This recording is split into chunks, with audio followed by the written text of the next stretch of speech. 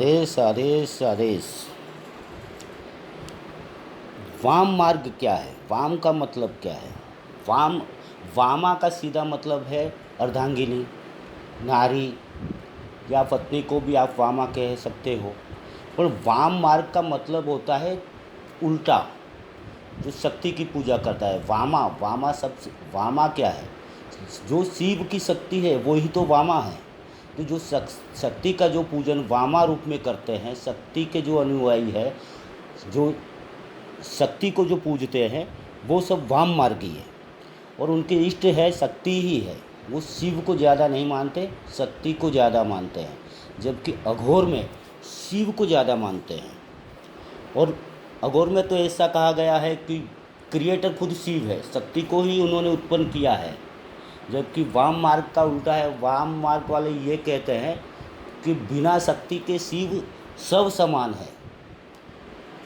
तो अघोर उसमें नहीं मानता है कि शिव सब समान है, क्योंकि जब क्रिएटर वो खुद है, शक्ति एक अर्जित करे या 10 पैदा करे, तो क्रिएटर है, उनके हाथ में है। तो वो लोग जो वाम मार्गी है वो शक्ति का पूजन करते हैं। जैसे वैदिक शास्त्रों में कई भी पूजा पाठ हो या यज्ञ हवन हो, तो वहाँ उनकी अर्धांगिनी यानी कि नारी का, उनकी जो यज्ञ करवा रहा है यजमान, उनकी पति पत्नी दोनों का जोड़ा होना अनिवार्य होता है। ऐसे ही वाम मार्ग में वो भले शक्ति का पूजक हो, मगर वो वामाक्षी यानी कि अपनी भार्या हो या भैरवी हो, उनको अपने साथ में रखते हैं और तब उनकी पूजा पति पत्नी के रूप में वो मिल के करते हैं। वो मार्ग है वामा मार्ग, वाम मार्ग। वैसे उसकी उत्पत्ति बहुत प्राचीन है। वाम मार्ग की उत्पत्ति बहुत प्राचीन है। मेरे ख्याल से जहाँ तक मैंने जाना है, संशोधन किया है, तो उसकी उत्पत्ति जालंधर नाथ से बताई गई है। दादा गुरु जालंधर नाथ से उनकी उत्पत्ति बताई गई है। और उनका प्रथम मंदिर चीन में बना था, क्योंकि तब पूरा भारत आर्यव्रत था, अखंड था। तो उनकी विस्तृत जानकारी नहीं मिलती है शास्त्रों में, पर वो वाम मार्ग वहीं से उत्पन्न हुआ है। तो बाद में जाके मच्छिंद्र नाथ जी ने भी तो ये कोलाचार का उत्पन्न किया। फिर वशिष्ठ मुनि ने भी वो वाम मार्ग चलाया। मतलब ये एक पूरा विस्तृत मार्ग है। अगर उसी पे वीडियो बनाने जाएंगे तो ऐसे 10 वीडियो बन जाएंगे। तो वाम मार्ग यानी पत्नी के साथ पूजा करना और सभी क्रियाएं उल्टा करना, वो वाम मार्ग है। जैसे पंचमकार है, अघोर में पंचमकार कहाँ से आया? तो वाम मार्ग से आया है। तो वाम मार्ग अघोर से पहले का है। तो वाम मार्ग में जो पंचमकार की पूजा होती है वो प्रैक्टिकली होती है, जब अघोर में ज़्यादातर वो मानसिक होती है। और नाथ पंथ में भी, ये सभी पंथों में जितनी पूजाएं होती, ज़्यादातर सात्विक पूजा पाठों में वो मानसिक होती है। तो ये है वाम मार्ग, या उल्टा चलना या वामा की पूजा करना, शक्ति की पूजा करना, ये सब वाम मार्ग है।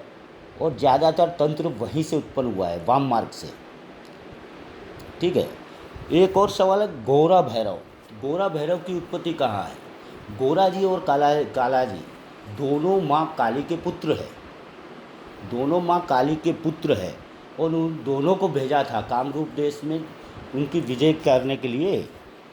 तो वहाँ गोरा जी का इतना नहीं चला, मगर काला जी ने युद्ध किया। जो कामरूप देश के रक्षक थे हनुमान जी, उनके साथ में। वैसे हनुमान जी का भी रूप है वो गोरा जी, वो खुद हनुमान जी का रूप भी मानते हैं। बटुक भैरव को भी हनुमान जी का ही रूप मानते हैं। और उनकी उत्पत्ति माँ काली से हुई है। माँ काली के पुत्र है दोनों। ठीक है। फिर जिन क्या होता है? तो देखो, जिन ये नॉर्मली भाषा में कहने जाए तो जो भूत पिशाच, ये सब के जो बड़ा होता है, उनका सबका सरदार होता है, उसे हिंदू शास्त्रों में ब्रह्म राक्षस कहा गया है, जिसका मुकाबला करना किसी के बस की ज़्यादातर बात नहीं होती है। वो कुछ स्पेशल साधक ही होते हैं जो उनका मुकाबला कर सकते हैं। ऐसे हिंदू शास्त्रों में सबका जो भूत पिशाच, डाकिनी, संखिनी, योगिनी, ये जितनी निम्न योनियाँ हैं, सबके जो सरदार होते हैं ब्रह्म राक्षस। वैसे ही इस्लामी साधनाओं में जितने भी ये होते हैं प्रेत वगैरह, उन सब के सबसे सरदार होते हैं जिन। अब जिन के दो प्रकार होते हैं। जिन, एक तो पाक जिन और नापाक जिन। पाक जिन है वो आपका अच्छा करेगा, आपका कुछ भी भला करेगा। और नापाक जिन है, नापाक जिन हमेशा गलत कार्य करता है और उनका लक्ष्य होता है नारी पे अटैक करना। नापाक जिन हमेशा नारी पे अटैक करेगा और उसके शरीर में घुस के फिर वो सब संसारिक काम करेगा उसके साथ में, जो नॉर्मली नहीं है। उस वैसी तरीके से जो ये नारी के साथ जो ये क्रियाएं करेगा वो नापाक जिन का काम है। तो जिन में दो प्रकार है, पाक नापाक। अगर किसी से आप जिन लेना चाहते हो तो पहले देखिए जिन पाक है या नापाक है, और देने वालों को भी सोचना चाहिए।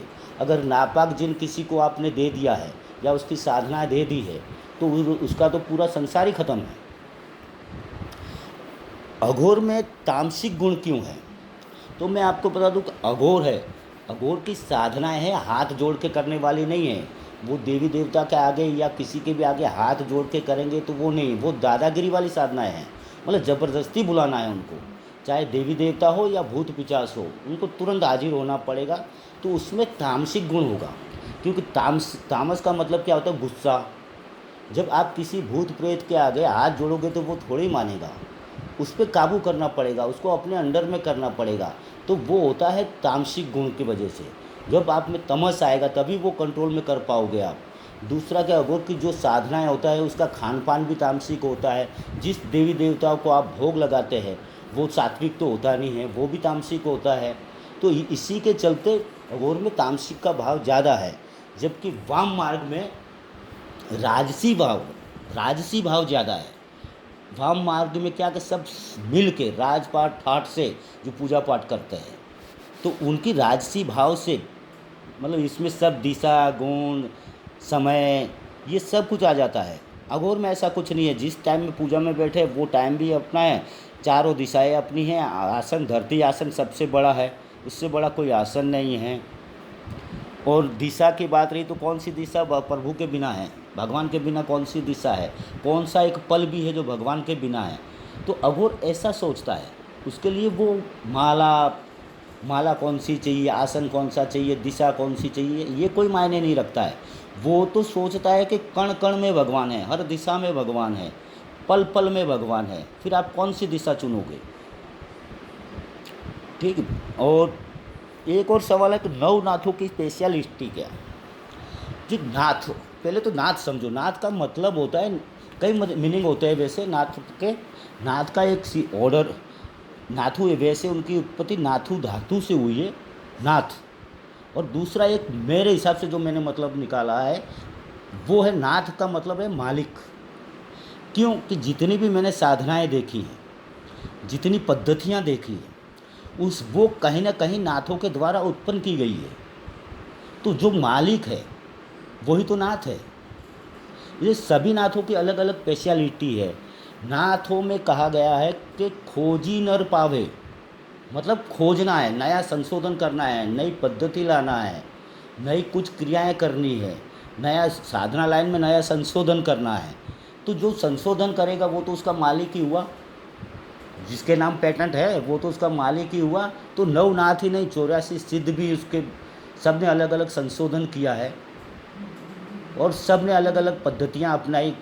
इसीलिए नाथ की कोई एक स्पेशलिटी नहीं है, सभी स्पेशलिटी नाथों की है। चाहे तंत्र हो, मंत्र हो, योग हो, साबर हो, चाहे कपालिक हो, ये सभी नाथों की स्पेशलिटियाँ हैं। इसलिए कोई एक नाथ स्पेशल नहीं है, सभी नाथ समान हैं। सब ने अलग अलग संशोधन किए, अलग अलग पद्धतियाँ लाए हैं। तो सभी नाथ स्पेशलिटी वाले ही है, एक से ज़्यादा स्पेशलिटी है सबके पास में।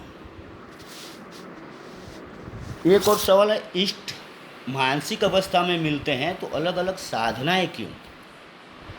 देखो ये जरूरी प्रश्न है, क्योंकि इष्ट अगर एक ही स्वरूप में मानसिक भाव से मिलते हैं आपको, तो फिर ये अलग अलग साधनाओं का औचित्य क्या है? जैसे अलग अलग साधनाएं करते हो आप, तो उसका औचित्य क्या है? तो इसका सीधा सा मतलब है, आपका फोकस रहता है इष्ट के प्रति, आप वहाँ से जुड़े हो।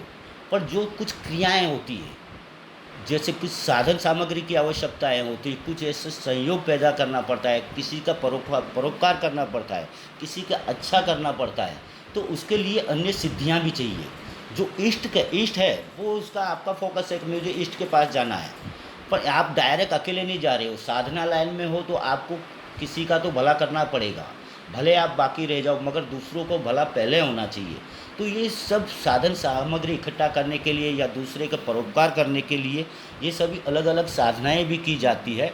और लास्ट श्रेणी में जब आप अघोर में एक अवस्था आती है, लास्ट अवस्था परमहंस अवस्था, तब आपको जीव से शिव का लिंक बन जाता है, तब आप एकांत में चले जाते हो, तब आपकी जो भी आवश्यकताएं हैं वो पूरी कौन करेगा। तो यही जो छोटी छोटी शक्तियां हैं वो आपकी आवश्यकताएं पूर्ण करेगा, आपकी ज़रूरत का जो भी काम है वो पूर्ण करेगा और आपको साधना में सहभागी बनेगा। इसलिए अन्य साधनें करना भी उतना ही आवश्यक है। पिछले जन्म की साधनाएं कैसे जोड़ती है? हाँ, मैं ये दावे के साथ कह सकता हूँ कि कोई भी साधक अचानक साधना लाइन में नहीं आ सकता। अगर उसके पूर्व जन्म के कुछ कर्म, कुछ अपने पूर्वजों के अच्छे कर्म, वही आपको साधना लाइन में आगे बढ़ाते हैं। वही आपके कर्म जहाँ से आपने शुरुआत की, गुरु के दर्शन भी वही कराते हैं, गुरु से मिलवाते वो पिछले जन्म के कर्म ही हैं जो आपको इस लाइन में, ये आध्यात्मिक लाइन से जोड़ते हैं। तो कुछ न कुछ छूटा होगा उस जीवन में जो इस जीवन में पूर्ण करना है। गुरु भी ऐसे नहीं मिलते, किसी गुरु को देखा होगा आपने, उसके प्रति देखते मात्र से, उसके बात सुनने मात्र से आपको ऐसा लगता है कि नहीं यही गुरु मुझे चाहिए। तो वो भाव क्या है? क्योंकि वो गुरु से आप पहले जन्मों में भी जुड़ चुके हो, तो उनको देख के वो ऐसा भाव आता है आपके प्रति, क्योंकि आप उनको कई युगों से जानते हो, ऐसा लगता है आपको। तो ये पिछले जन्म की जो साधनाएं हैं वही आपको गुरु भी मिलाएगा, गुरु से भी भेंट करवाएगा और गुरु के दर्शन भी कराएगा और साधना लाइन में आगे भी ले जाएगा। एक इंसान कितनी बार दीक्षा ले सकता है? एक इंसान जीवन में सिर्फ एक बार ही दीक्षा ले सकता है। क्यों? कि देखो, गुरु एक ही होता है, गुरु एक ही होता है, गुरु एक बार ही किया जाने वाला चीज़ है, वो बार बार बदलने वाली चीज़ नहीं है। कोई कपड़ा नहीं है जो आप डेली बदलो उसे। तो गुरु करो जान के, इसीलिए शास्त्रों में क्या है, गुरु करो जान के, पानी पियो छान के। ठीक है? तो गुरु दीक्षा एक बार ही होता है। अगर आपका गुरु सच्चा है, आपने सच्चे मन से दीक्षा दी है, तो वो कहीं पे जाने से आपको नहीं रोकेगा, क्योंकि ज्ञान सबसे लेना चाहिए। ज्ञान एक के पास रहेगा तो सीमित ज्ञान रहेगा। जो गुरु भले दीक्षा वो हो, पर ज्ञान के लिए आपको पूछे कि भाई कहीं से भी ज्ञान मिलता है तो आप ले सकते हो, वो ही पूर्ण गुरु है। पर जो अपने पास ही रखे कि नहीं दूसरी जगह मत जाओ, मेरे पास ही रहो, तो उसमें उसकी स्वार्थ सिद्धि हो सकती है। स्वार्थ तो होता ही है, इसीलिए वो आपको रोकता है कि दूसरी जगह ज्ञान लेने जाओगे तो मेरी पोल पट्टी खुल जाएगा। इसलिए आप वही गुरु करो जो आपको वो खुद भी ज्ञान दे और दूसरों के पास जाने से भी ना रोके। तो ये गुरु की एक बहुत बड़ी परख का निशानी भी है। तो अब वही गुरु आपको अगर दीक्षा के बाद में कहे कि आप शिक्षा गुरु किसी को भी बना सकते हो, तो शिक्षा के लिए आप दीक्षा तो आपकी एक गुरु से हो गई, चाहे वो पागल ही क्यों ना हो, बच्चा ही क्यों ना हो, अनपढ़ क्यों ना हो, पर दीक्षा एक बार ही होती है। हाँ, शिक्षा के लिए आप किसी के गुरु के संपर्क कर सकते हैं, शिक्षा के लिए कोई प्रतिबंध नहीं है, चाहे आप कितने भी गुरु बना सकते हो, पर जब तक प्रथम गुरु से आज्ञा लेके आप करोगे तो सबसे अच्छा रहता है। नहीं तो शिक्षा गुरु का प्रावधान है ही। भगवान दत्तात्रेय ने खुद 24 गुरु बनाए थे, जिससे कुछ अच्छी सीख मिलती है वो गुरु है। तो शिक्षा के लिए आप चाहे कितने भी गुरु बना सकते हो, पर दीक्षा गुरु एक ही रहेगा। हाँ, अपने आप को कैसे पहचाने, कैसे जाने, इसमें दो काम होते हैं। एक तो अपने आप को जानना और अपने आप को साधना, मतलब सिद्ध करना। अपने आप को सिद्ध करना दो प्रकार होते हैं। तो अपने आप को जानना, तो आप मनन करो, खुद अकेले बैठे मनन करो, मैं क्या हूँ, मेरा पावर क्या है, मैं क्या कर सकता हूँ। मतलब ज़्यादा से ज़्यादा अपने अंदर जाओ, समाधि लगाओ, जैसे ध्यान में लगाते हैं ना समाधि, ऐसे समाधि में बैठो और सोचो आप क्या कर सकते हो, कहाँ से आए हो, आपका जन्म किस लिए हुआ है, आपको आगे क्या करना चाहिए। तो आपको ऑटोमेटिकली सब सवालों के जवाब मिल जाएगा। और दूसरा एक प्रकार आता है अपने आप को साधना, तो उसके लिए हमजाद साधना है। हमजात साधना क्या होता है कि अपने ही शरीर को सिद्ध करना। और हमजात साधना वाले जो सिद्ध है उनकी कभी परछाई नहीं गिरती है। बहुत नुकसान भी है उस साधना में, क्योंकि अगर परछाई को किसी और साधक ने कैद कर लिया तो आप जीवित नहीं बचोगे।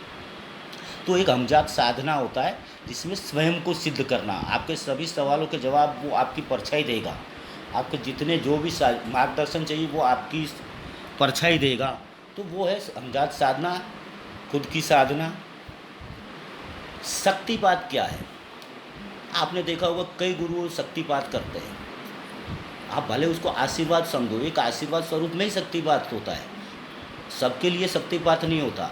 शक्तिपात का मतलब है शक्ति ट्रांसफ़र करना।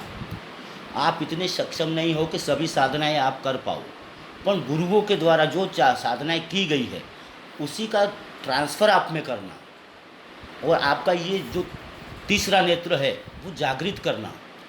जो शून्य समाधि है, शून्य से आगे अनहद नाद है, ये भी आप सुनना। शून्य कुछ नहीं है, कहते हैं ना शून्य समाधि लग गई, शून्य कुछ नहीं है। शून्य से आगे भी एक अनहद नाद है। जब वहाँ तक आपको प्रेरित करे, आपको ले जाए, आपको सपोर्ट करे, इसके लिए शक्तिपात गुरु के द्वारा जो होना है, ट्रांसफ़र होना है, वो ज़रूरी है। उसे कहते हैं गुरु के द्वारा ट्रांसफ़र की हुई शक्ति, उसे शक्तिपात कहते हैं। दूसरा, ऋषि प्रथा क्यों नहीं अभी? हाँ, ये खास सवाल है, क्योंकि पहले के ज़माने में जितने भी ऋषि मुनि हुए वो गृहस्थ आश्रम रह के पति पत्नी के साथ में जंगलों में जाते थे, वहाँ साधनाएं करते थे। और सन्यासी भी थे उस टाइम में, पर सन्यासी कम थे, ऋषि मुनि ज़्यादा थे। पर भगवान दत्तात्रेय के जन्म के बाद भगवान दत्तात्रेय ने जब दीक्षा दी तो उन्होंने शंकराचार्य को भी दीक्षा दी, और नाथ पंथ में जलेंद्र नाथ जी और मच्छंद्र नाथ जी दोनों उनके चेले हैं। जो प्रथम नाथ नहीं, जो द्वितीय नाथ रह गए, उनके भगवान दत्तात्रेय के शिष्य हैं, उनको भी उन्होंने दीक्षा दी। तो उनके बाद में शंकराचार्य और ये सब ने अलग अलग प्रथा बनाई गई, सन्यासी प्रथा। वहाँ ऋषि प्रथा वहीं से ख़त्म है। आज तो ऋषि प्रथा ख़त्म है, क्योंकि ऋषि प्रथा पहले जंगलों में होती थी, जो पति पत्नी के साथ में ऋषि मुनि रहते थे, वहाँ गुरुकुल चलाते थे, साधना भी करते थे और बच्चों को सिखाते भी थे। अभी वो गुरुकुल प्रथा ही ख़त्म है, ऋषि प्रथा ही ख़त्म है।